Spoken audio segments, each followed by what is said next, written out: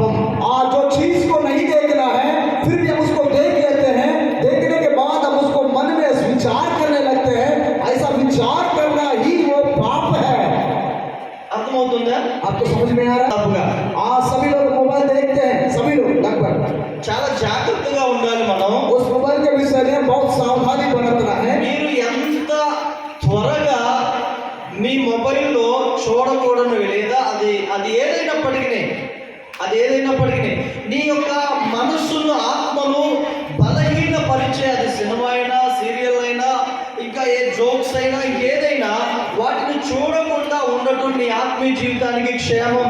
हम अपने मोबाइल को इस्तेमाल करते हैं, मोबाइल में ऐसा चीज है जिसको नहीं देखना चाहिए, फिर भी हम देखते हैं। ऐसा देखते देखते सीरियल होगा, पिक्चर होगा या कॉमेडी होगा, ऐसा उस चीज को हम गहराई से जब देखना शुरू करते हैं तो ऐसा देखते वक्त क्या होगा, हमारा आत्मिक जीवन धीरे धीरे गिरना शुरू हो जाएगा और हम आगे नहीं बढ़ సో पाएंगे।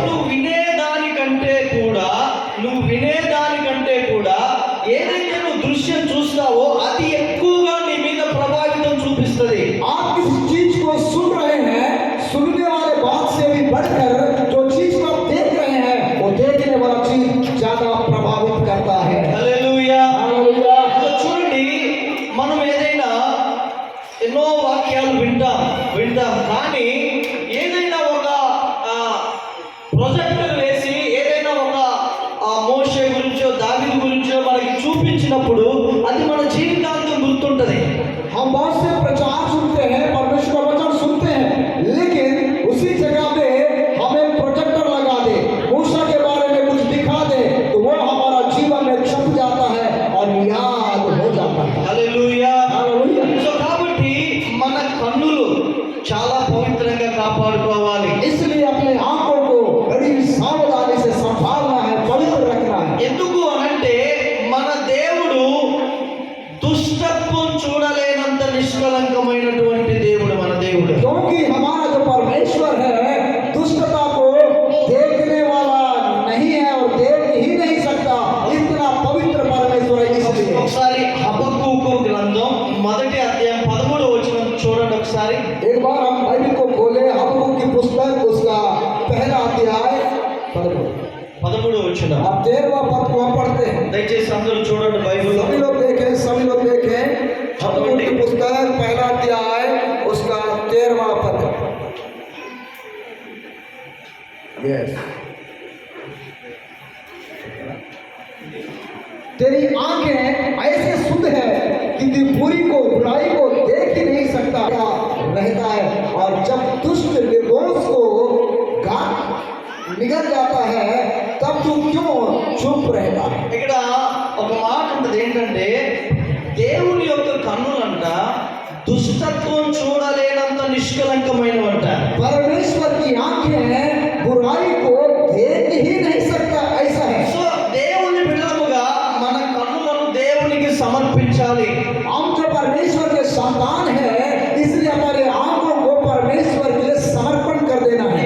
మన శరీరము మనసు ఏం చేస్తుందంటే ఇదిగో సెల్ ఫోన్ లో ఇది చూడమంటది, దేవుని ఆత్మ అంటారు ఇది నువ్వు చూడొద్దంటే శరీరము లేదా ఆ మనిషి యొక్క ఆత్మ అంటది నువ్వు చూడు అని బలవంతం చేస్తారు.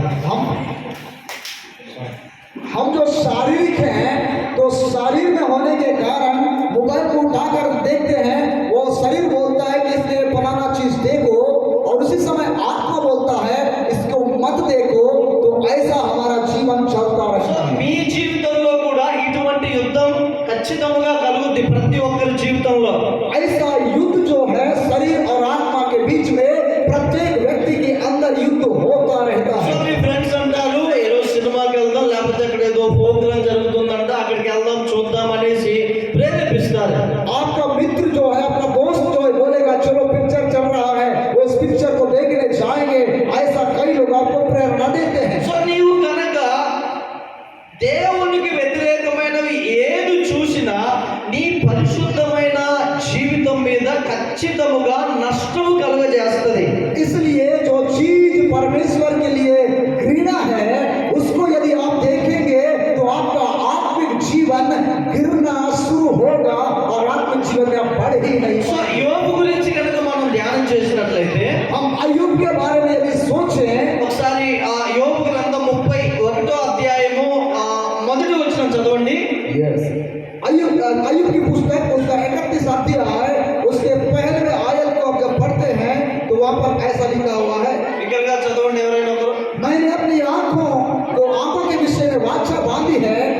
मैं किसी कुंवारी पर क्यों कर आंखें సో लगाऊं? యోబు ఏం చేశాడంటే తన కన్నులతో నిబంధన చేసుకున్నాడంట. अय्यूब ने यहाँ पर अपनी आंखों से वाचा बांधा है। హల్లెలూయా. हालेलुया। ఆ దినాల్లో భక్తులు వారి యొక్క పరిశుద్ధమైన జీవితాన్ని కొనసాగించుకోవడానికి కారణము వారు తమ కన్నులతో దేవునితో నిబంధన చేసుకున్నారండి. पूर्व काल में जो भक्त लोग हैं इतना पवित्रताई में परमेश्वर को चाहने लायक जीवन इसलिए जिया क्योंकि उन्होंने अपनी आंखों को परमेश्वर के सामने वाचा बांध कर सौंप दिया है। హల్లెలూయా. हालेलुया। ఈ దినాల్లో మనం ఎలా ఉన్నాం? आज हमारा जीवन कैसा है? నీవు కనుక ఎక్కువగా మనం చూసేది మొబైల్స్ లోనే. आज के डेट में हम देखें तो हम ज्यादातर मोबाइल को देखते हैं। చూడకూడనిది లేదా మన ఆత్మీయ జీవితానికి అవసరం లేనిది నువ్వు ఏది చూసినా అది నీకు నష్టమే కలుగజేస్తుంది. जो ఆత్మీయంగా चीज को हम लोग नहीं देखना है और उस चीज को फिर भी देखते हैं वो आपके आत्मिक जीवन के लिए नुकसान ही है। మీకు విషయం తెలుసా? एक बात आपको पता है, చాలా మంది దైవజనులు మొబైల్స్ చూసి ఆత్మీయంగా పడిపోయిన వారు ఉన్నారు. बहुत तेरे प्रभु के दास लोग हैं वो मोबाइल को देखते देखते अपने आत्मिक जीवन में गिर गए हैं। చాలా మంది విశ్వాసులు మొబైల్స్ చూసి వారి ఆత్మీయ జీవితాన్ని చంపుకున్న వారు ఉన్నారు. बहुत तेरे विश्वासी जो हैं मोबाइल को देखते देखते अपना आत्मिक जीवन को मार डाला है। అందుకే యేసు ప్రభు చెప్పారు మత్తయి సువార్త 6:22లో నీ దేహమునకు దీపం కన్నే గనుక నీ కన్నును జాగ్రత్తగా కాపాడుకోమన్నారు. इसलिए प्रभु यीशु मसीह ने मत्ती 6:22 पद में लिखा है आपका शरीर का दिया आंख है इसलिए आंख को निर्मल रखो। సో నా కన్నులు నా ఇష్టం నేనేమైనా చూస్తాననుకుంటే నీ ఆత్మీయ జీవితం పరిశుద్ధంగా ముందుకు కొనసాగించుకోలేవు. कभी कभी हमसे क्या होता है मैं हूँ मेरे आंखें हैं मेरे मर्जी में कुछ भी देख सकता हूँ, ऐसा यदि आप बोलेंगे तो आप आत्मिक जीवन में गिर जाएंगे। మనం ఏమి చేయాలి అంటే మన కన్నులను దేవునికి ప్రతిష్ఠించాలి. हम क्या करना है हमारे आंखों के साथ वाचा बांधना है। ఏమండి? ఇర్మియా భక్తుడు ఉన్నారు. और यहाँ पर इर्मिया भक्त को हम देखते సో हैं। ఆ దినాల్లో చాలా మంది దేవునికి వ్యతిరేకంగా యెరూషలేములో తిరుగుతున్నారు, ఎంజాయ్ చేస్తున్నారు. यरूशलेम के चारों ओर जो है परमेश्वर के विरुद्ध में घूम रहे चल रहे बर्ताव कर रहे हैं। కానీ ఇర్మియా గదిలో కూర్చొని కన్నీరు కారుస్తూ ప్రార్థన చేస్తున్నారు దేశ రక్షణ కొరకు. उसी समय में यिर्मयाह क्या कर रहा है कमरे में बंद होके आंसू बहाते हुए प्रार्थना कर रहा है कि उस देश का उद्धार हो। ఒకవేళ నీ కుటుంబంలో నీవు మాత్రమే రక్షింపబడి ఉండొచ్చు, ఇంకెవరు రక్షింపబడకపోయి ఉండొచ్చు. यदि आपके परिवार में केवल आप ही उद्धार पाया होगा आपका सारा घराना उद्धार नहीं पाया होगा। సో రక్షింపబడని నీ కుటుంబీకుల కొరకు నీ గదిలో రహస్యంగా దేవుని సన్నిధిలో కన్నీరు కార్చి ప్రార్థించు. इसलिए उद्धार ना पाए वाले लोगों के लिए आप अपने कमरे में जाकर के गुप्त में आंसू बहाते हुए उनके उद्धार के लिए प्रार्थना करें। హల్లెలూయా. हालेलुया। సో మొదటిగా మన కన్నులను దేవునికి సమర్పించినప్పుడు దేవునికి అందుబాటులో ఉంచినప్పుడు మన పరిశుద్ధమైన జీవితాన్ని సాఫీగా కొనసాగించుకుంటాం. पहली बात है हमारी आंखों को परमेश्वर के सामने जाकर के वाचा बांधे कि हमें क्या देखना और क्या नहीं देखना है, तभी आपका पवित्र जीवन आगे बढ़ सकता है। ఇక్కడ వరకు మీకు అర్థమైందా? आपको समझ में आया ये पहली बात? ఒకసారి అర్థమైతే రెండు చేతులు ఎత్తి దేవుని స్తోత్రం आपको చెప్పండి. यदि समझ में आया तो दो हाथ ऊंचा करके प्रभु का स्तुति करें। హల్లెలూయా. రెండవదిగా జాగ్రత్తగా కాపాడుకోవాలి. दूसरा बात हमारा पवित्र जिंदगी यदि आगे बढ़ना है तो हमारे मुंह की सावधानी करना है। ఇవి చెప్పడానికి చాలా చిన్నగా ఉండొచ్చు కానీ అనుదినం మనం చేసేది ఇవే. ये सुनने के लिए तो एक छोटा सा बात है लेकिन प्रतिदिन ये हमारे सामने चलता रहता है। ఒకసారి యాకోబు రాసిన పత్రిక 3వ అధ్యాయము याकूब की पत्री उसका 3रा अध्याय 5-6 వచనాలు చదవండి. उसका 5 और 6 पदों को देखें। 3వ అధ్యాయము 5 నుంచి 6-7 వచనాలు చదవండి. 3 अध्याय 5-6 पदों का पढ़ते हैं। पर यदि तुम में से किसी को बुद्धि की गति हो तो परमेश्वर से मांगे। सॉरी 3:5 यस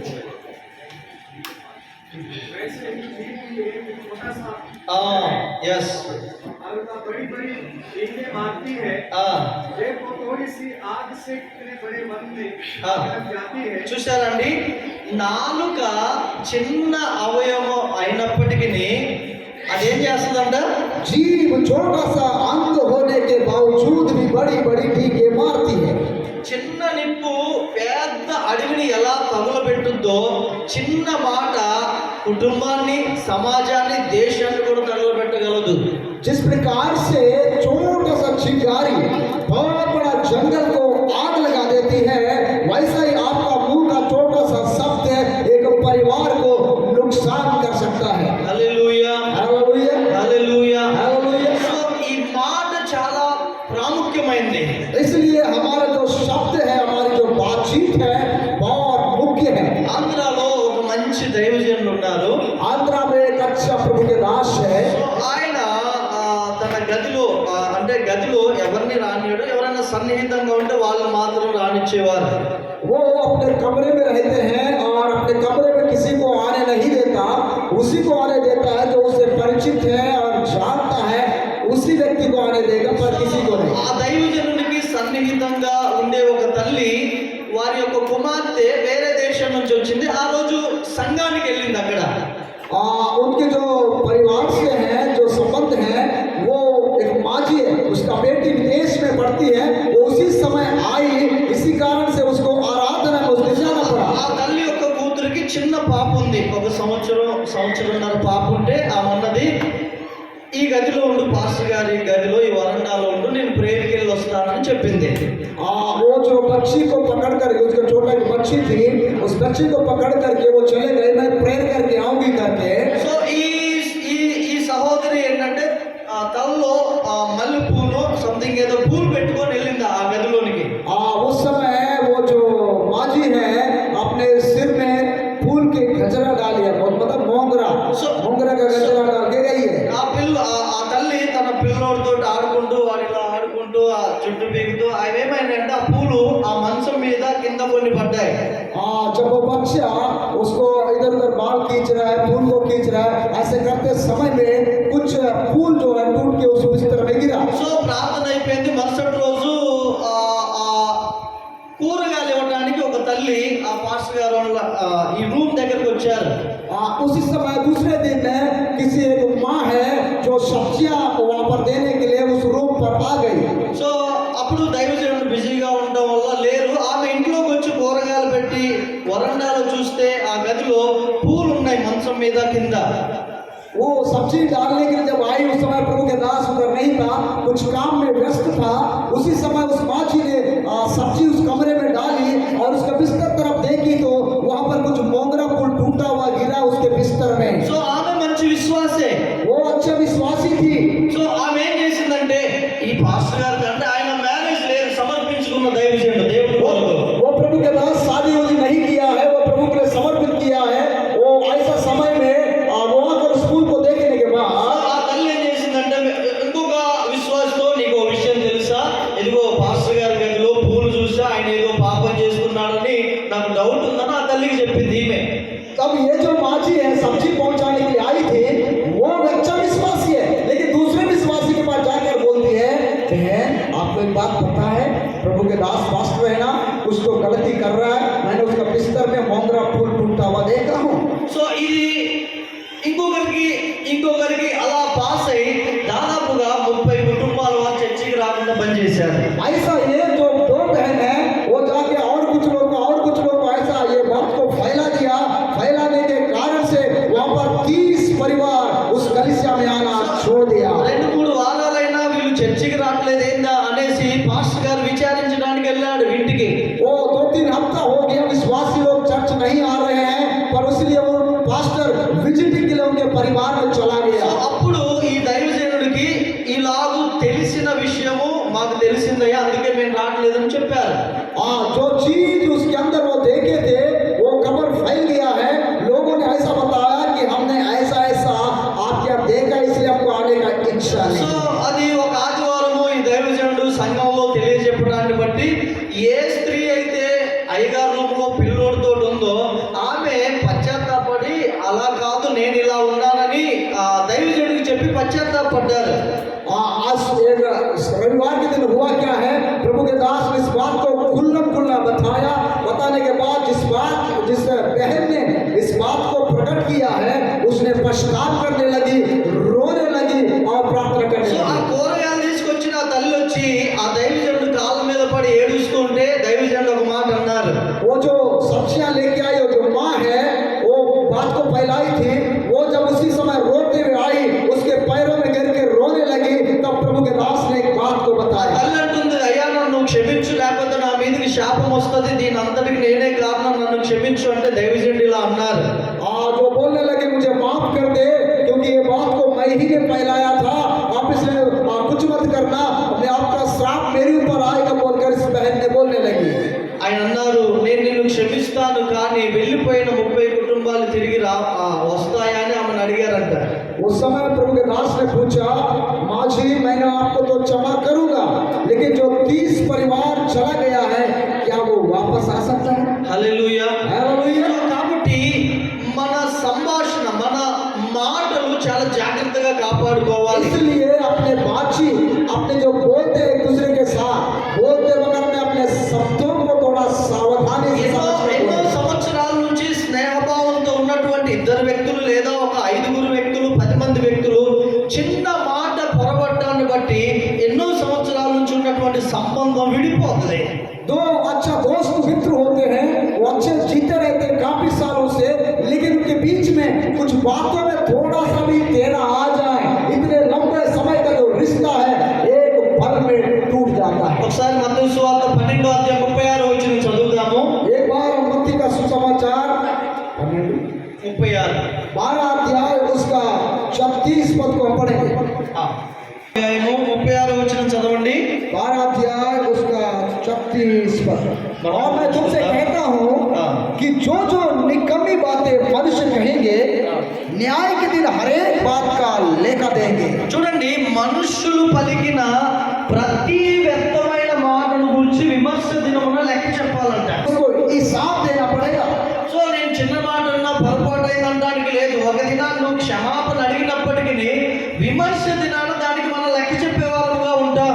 ये तो छोटी सी बात है, मैंने ऐसा बोल दिया, माफ करो, यदि माफ हो सकता है, लेकिन न्याय के दिन में आपको खुद को हिसाब देना होगा। హల్లెలూయా, హల్లెలూయా, హల్లెలూయా. హల్లెలూయా। 109వ కీర్తన 17వ వచనం చదవండి. 109 भजन संहिता उसका దయచేసి బైబిల్ ఉన్న వారందరూ తెరవండి. 109వ కీర్తన 17వ వచనం. 109 भजन संहिता उसका 17वां आयत। वह सांप देने से प्रीति रखता था और सांप उस पर आ पड़ा, और आशीर्वाद देने से प्रसन्न ना होता था, सो आशीर्वाद उससे दूर रहा। చూసారండి, శపించుట వారికి ఇష్టం కనుక ఆ శాపమే వారి మీదకి వస్తుంది. जो श्राप देने के लिए प्रसन्न होते हैं उनके ऊपर श्राप ही आता है। సో దీవెన యందు వారికి ఇష్టం లేదు కాబట్టి అది వారికి దూరంగా పారిపోతుంది. जो आशीष देना पसंद नहीं उनको, इसलिए आशीष उनसे दूर चला जाता है। హల్లెలూయా. హల్లెలూయా। మన మీదకి దీవెన రావాలి అని అంటే మనం పలకాలి, మనం ఒప్పుకోవాలి దీవెనను. और हमारे ऊपर यदि आशीष आना है तो हम आशीष की बातें बोले और आशीष को चाहे। సో అక్కడ దేవుని వాక్యం సెలవిస్తుంది సామెతల గ్రంథంలో, జీవ మరణములు నాలుక వశం. और वहां पर नीति वचन हम देखते हैं, मृत्यु और जीवन जीव के वश में సో है। ఆశీర్వాదము శాపము కూడా నాలుక వశమే. आशीष और श्राप भी हमारा जीव के वश में है। చాలా మంది కష్టం వచ్చినప్పుడు, బాధ వచ్చినప్పుడు తమను తామే శపించుకుంటూ ఉంటారు. कई लोग ऐसा होते हैं कि अपने जीवन में जब तकलीफ आ जाए तो खुद को श्राप देने लगते हैं, कोसने लगते हैं। కానీ దేవునికి తమ యొక్క నోటిని అప్పగించిన ప్రజలు ఎన్ని శ్రమలు వచ్చినా, ఎన్ని కష్టాలు వచ్చినా వీటన్నిటిలో నుంచి నా దేవుడు నన్ను బయటికి తీస్తారని ఆశీర్వాదం పలుకుతారు. लेकिन कुछ ऐसे लोग हैं जो अपने जीवन को, अपने मुंह को प्रभु के लिए समर्पित कर देते हैं। उनके जीवन में तकलीफ आए, कष्ट आए, कुछ भी आए, वो गिरने के बाद भी बोलते हैं, मेरा प्रभु मुझे एक दिन बाहर హలో, निकालेगा। ఆశీర్వాదము శాపం ఎవరి చేతిలో ఉంది చెప్పండి? आशीष और श्राप किसके हाथ में है? యా, మన చేతిలో ఉంది. वो हमारे हाथ में है। నీవు ఆశీర్వదించబడాలంటే నీ चाहते हैं तो अपने जीवन को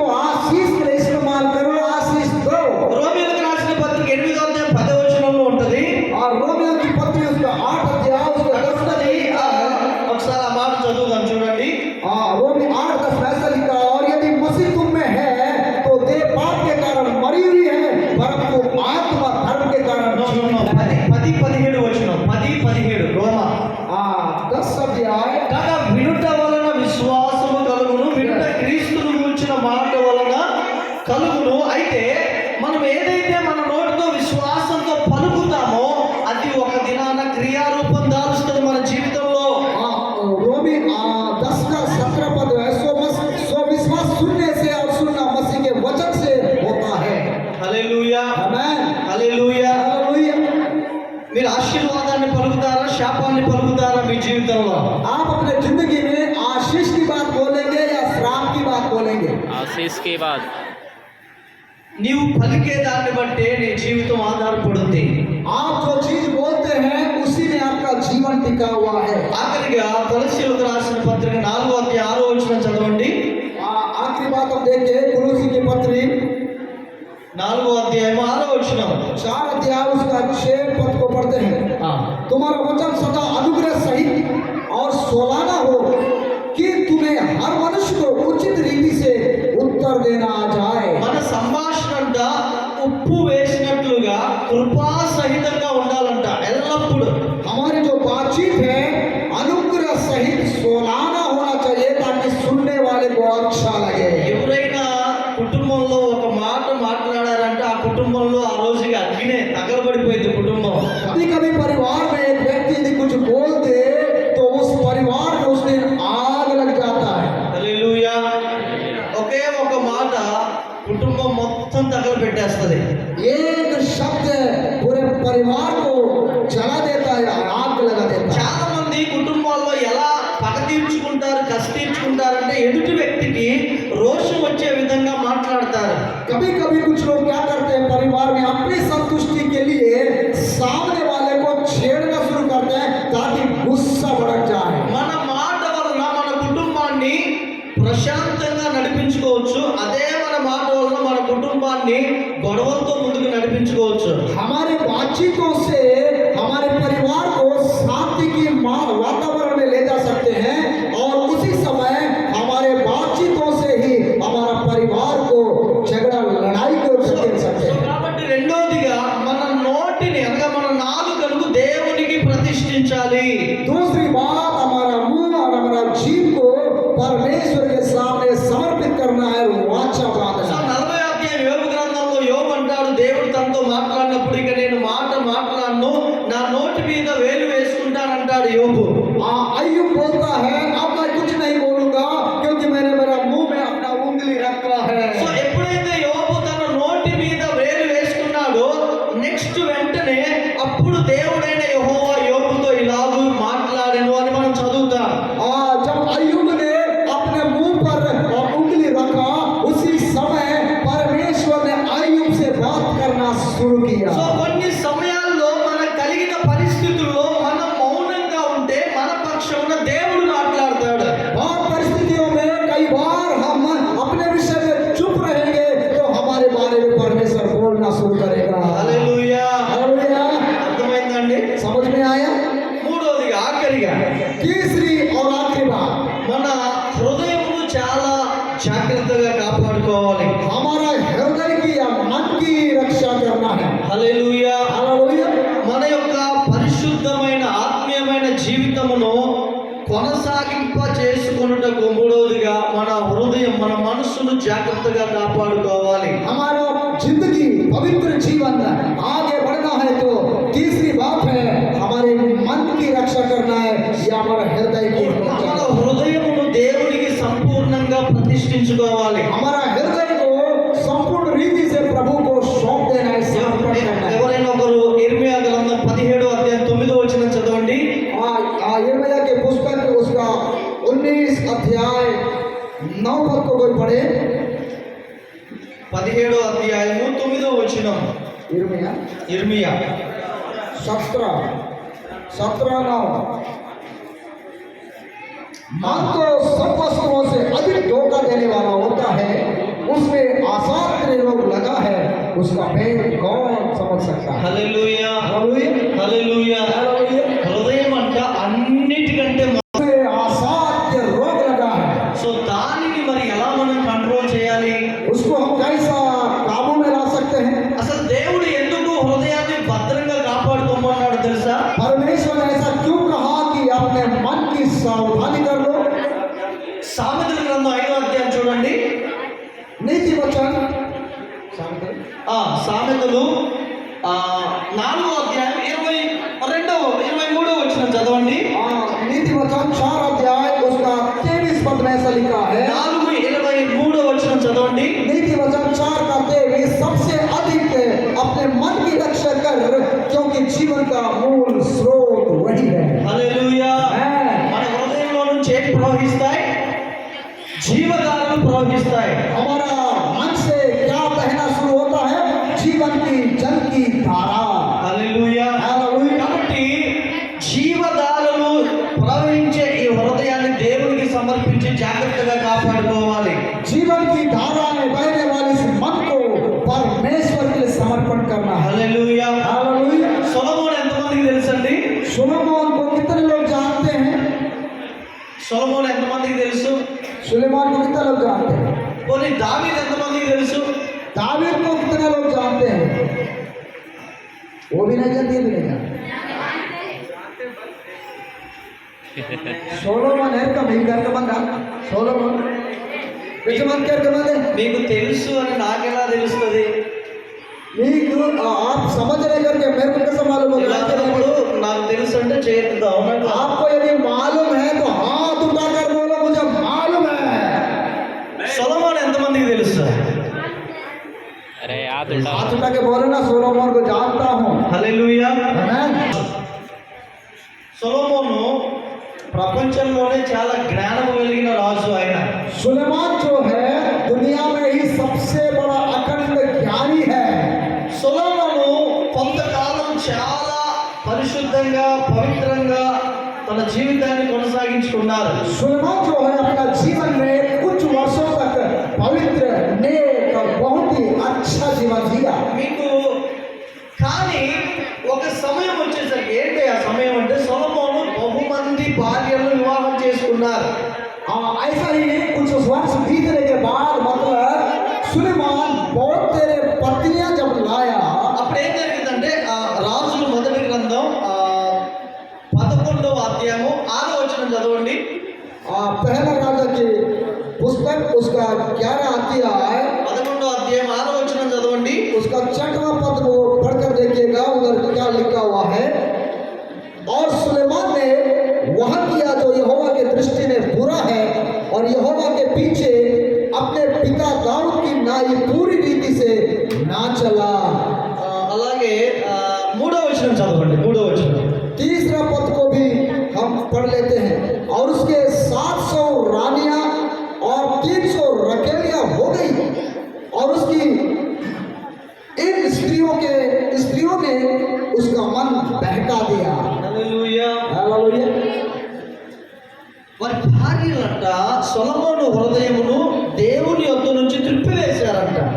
सुलेमान की पत्नियां जो है सुलेमान के हृदय को परमेश्वर से दूर बहका दिया है। కింద 10వ వచనంకి వచ్చేసరికి यदि हम नीचे 10 पद में आ जाए,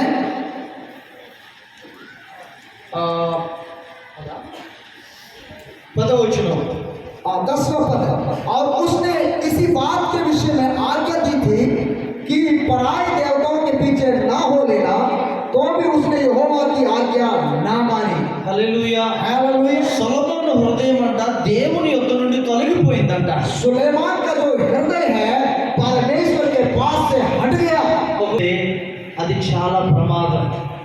आप अपने जीवन में परमेश्वर से बढ़कर कोई विशेष वस्तु, व्यक्ति और कोई चीज को यदि आप प्राथमिकता देते हैं तो समझ जाना आपका मन परमेश्वर से हटना शुरू होगा। మన హృదయంలో కేవలం యేసు ప్రభు మాత్రమే ఆరాధించబడుతూ ఉండాలి. और हमारे हृदय के अंदर केवल प्रभु यीशु मसीह का ही आराधना होते रहना चाहिए, प्राथमिकता देते रहना। మన హృదయంలో దేవుని గూర్చిన ఆరాధన దేవుని యొక్క జీవధారలే ప్రవహిస్తూ ఉండాలి. वो हमारा जिंदगी में जीवन की धाराएं प्रभु यीशु मसीह का ही बहते रहना। ఒకవేళ కనుక మన హృదయం దేవునికి ప్రతిష్ఠించుకోకుండా ఇతరమైన వాటి చేత నింపుకొని వెళ్ళినట్లయితే మనము దేవుని యొక్క సన్నిధిలో పరిశుద్ధంగా మన జీవితాన్ని కొనసాగించుకోలేము. हम अपना जीवन को परमेश्वर को नहीं बल्कि अन्य वस्तुओं के लिए यदि हमारा मन को समर्पण कर देंगे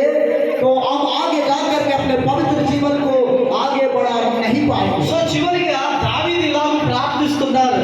वो राजा दाऊद इस प्रकार से प्रार्थना कर रहा है। దావీదు తన హృదయ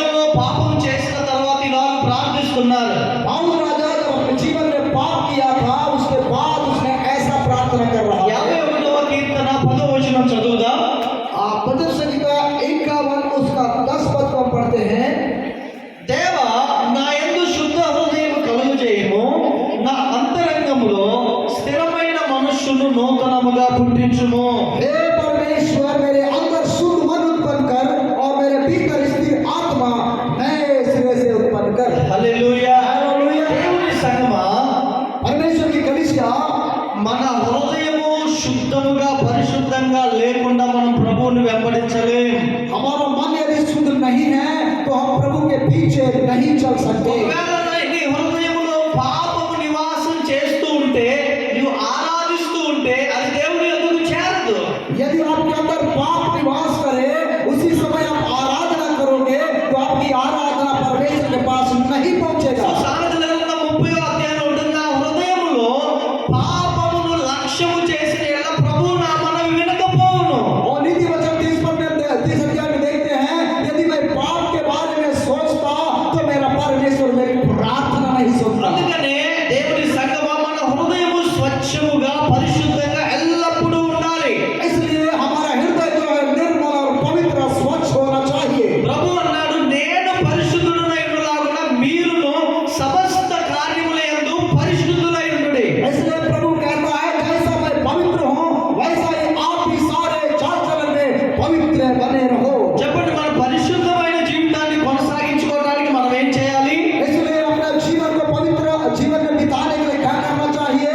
మొదటిగా మన కన్నులను దేవునికి ప్రతిష్ఠించుకోవాలి. सबसे पहले हमारे आंख को परमेश्वर के सामने समर्पण करना है। రెండవదిగా दूसरी बात, మన నోటిని దేవునికి ప్రతిష్ఠించాలి. हमारे मुंह को परमेश्वर के सामने प्रतिष्ठित करना या समर्पण करना है। మూడవదిగా చెప్పండి, तीसरी बात बोलिए, మన హృదయాన్ని పరిశుద్ధంగా हमारे కాపాడుకోవాలి. हृदय को पवित्र स्थान पे या पवित्र बना के रखना है। యోసేపు అంటాడు, यूसुफ कहता है, ఐగుప్తు దేశంలో वो मिस्र देश में ఇంత ఘోరమైన దుష్కార్యం నా దేవుని ఎదుట నేను ఎలాగూ చేయాలి?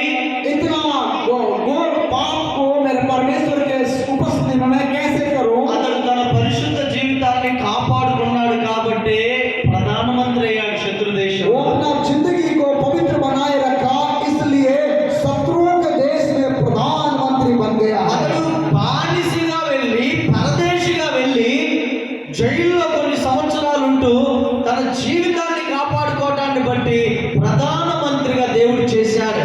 और यूसुफ बिक्री होकर चला गया और गुलामी बन के रहा और गुलामी जिंदगी से वो जेल खाने में चला गया।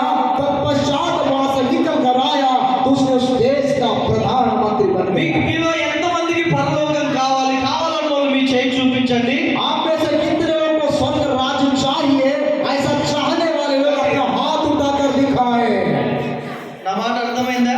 మీలో ఎంతమందికి పరలోకం కావాలి? కావాలన్న వాళ్ళు మీ చేయి చూపించండి. कितने लोगों को स्वर्ग राज्य चाहिए? ऐसा चाहने वाले हाथ उठाकर दिखाएं। అందించండి ఒకసారి. एक बार नीचे करो। మీలో ఎంతమంది మీ పరిశుద్ధ జీవితమును కొనసాగించే విషయంలో కన్నులను, నోటిని, హృదయమును దేవునికి ప్రతిష్ఠిస్తారో చేయొద్దండి. आप पवित्र जिंदगी के विषय में अपने आंख को, अपने मुंह को, अपने मन को परमेश्वर के लिए समर्पण करके पवित्र जीवन बिताऊंगा बोलने वाले कितने लोग हैं? वो हाथ उठाएं। చాలా నీరసంగా లేస్తున్నాయి చేతులు. अभी बहुत मुश्किल से हाथ उठ रहे हैं। కొంతమంది చేతులు లేపడానికి ఇష్టపడరు. कुछ लोग हाथ उठाना भी पसंद नहीं कर रहे हैं। ఇక్కడే అర్థమవుతుంది మనకి. इसी में समझ में आ रहा है कि దేవుణ్ణి మనం ఆశీర్వదించండి, ఆశీర్వదించండి, ఆశీర్వదించండి అని 100 సార్లు అడగని అవసరం లే. आप प्रभु से कहे, प्रभु जी आशीष दो, ऐसा सैकड़ों बार बोलने की जरूरत नहीं है। సో ఆయన కొరకు పరిశుద్ధంగా బ్రతికే వారి కొరకు ఆల్రెడీ దేవుడు అన్ని సిద్ధపరిచి ఉంచాడు. जो व्यक्ति उस परमेश्वर के लिए पवित्र जीवन बिताता है उसके लिए परमेश्वर सब कुछ दे रखा है। సో మనం దేవునికి ఇష్టలుగా బ్రతికినప్పుడు దేవుడు సిద్ధపరిచినవి ధైర్యంగా తీసుకుంటాం. आप परमेश्वर के लिए पवित्र जीवन बिताएंगे तो परमेश्वर के पास से सारी वस्तुओं धैर्य से उठा सकते हैं। హల్లెలూయా. आमेन। మీ కుటుంబంలో మీ నాన్నగారు, మీ అమ్మగారు చెప్పిన పని నువ్వు చేసిన తర్వాత आपके परिवार में मम्मी पापा जो बातें बोलते हैं उसको आप बड़ी विश्वास के साथ और नम्र पूर्वक करेंगे तो ఇంట్లో ఉన్న ఏదైనా నీకు ఇష్టమైనది ధైర్యంగా తీసుకుంటావు. आपके घर में जो कुछ अच्छी वस्तु है उसको बड़ी हिम्मत के साथ आप निकाल सकते हैं। ఒకవేళ చెప్పిన మాట వినకుండా ఏదైనా నువ్వు ధైర్యంగా తీసుకోలేవు. आप पर में मम्मी पापा जो बात बोलते हैं उस बात को ना मानते जीवन बिताओगे और जो अच्छा चीजें उठा लो गलत नहीं होगा। ఎందుకు అనంటే నువ్వు నీ నాన్నగారు అమ్మగారు చెప్పిన పని వినలేదు కాబట్టి ఒక భయముతో దూరంగా ఉంటావు. ऐसा क्यों होता है? क्योंकि मम्मी पापा जो काम बोलते हैं उस काम को आप नहीं करने के कारण उन अच्छी वस्तुओं को उठाने में आपको डर लगता है। సో నువ్వు నీ పరిశుద్ధమైన జీవితాన్ని జాగ్రత్తగా కొనసాగించుకునే సమయంలో దేవుని యొక్క ఆశీర్వాదాలను ధైర్యంగా పొందుకుంటావు.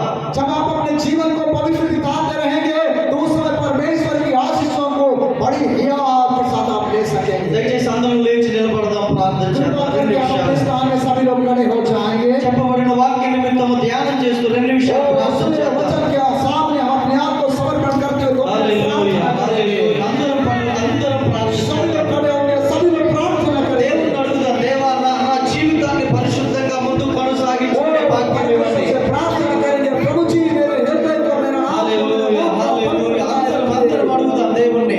सभी लोग प्रार्थना करें, सभी लोग प्रार्थना करें। Thank you Lord. Hallelujah, hallelujah, hallelujah, hallelujah, hallelujah. అడుగుదాం, దేవా నా కన్నులను నీకు ప్రతిష్ఠిస్తానయ్యా, प्रभु जी मेरी आंखों को मैं समर्पण कर देता हूँ। నా నోటిని నీకు ప్రతిష్ఠిస్తానయ్యా, मेरा मुंह को आपको समर्पण कर देता हूँ। నా హృదయాన్ని నీకు ప్రతిష్ఠిస్తా ప్రభు. मेरा हृदय को भी मैं तुझे सौंप देता हूँ। Thank you Lord. Hallelujah, hallelujah. దేవుని కోరుకునేదివే దేవుని సంగమా. ప్రభు కోరుకునే విషయాలు ఇవే. प्रभु यही विषयों को चाहता है कि आपके अंदर प्रतिष्ठित हो जाए। నీ హృదయం వెలుగుమయమై, నీ దేహం వెలుగుమయమై ఉండాలంటే నీ కన్నులను యేసయ్యకు ప్రతిష్ఠించు.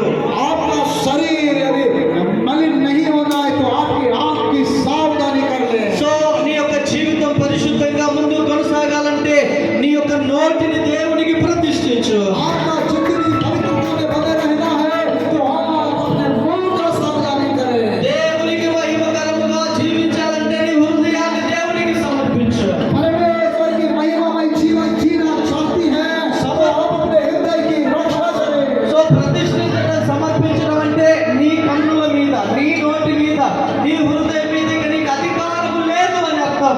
और यदि आप अपने और ऐसे परमेश्वर को नहीं सौंपेंगे तो आपके आंख पर, आपके मुंह पर, आपके हृदय पर आपका अधिकार नहीं है। సో నువ్వు ఎవరికైతే ప్రతిష్ఠించావో వారికే వాటి మీద అధికారం